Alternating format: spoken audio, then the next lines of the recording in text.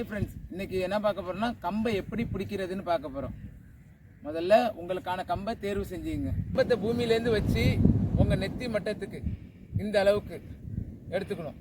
சரியா? திரும்பவும் சொல்கிறோம், பூமியிலேருந்து வச்சு உங்கள் நெத்தி மட்டத்துக்கு எடுத்துக்கிறோம்.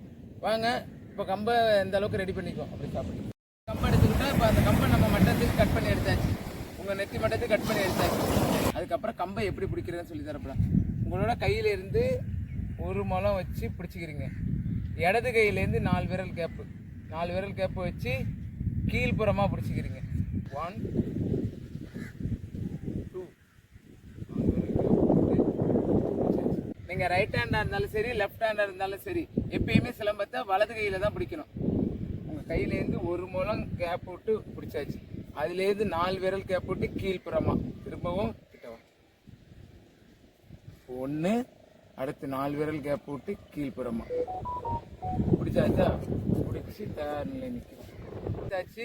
வலது கையிலேருந்து இந்த வங்கியில் கம்பை எடுத்தாச்சு.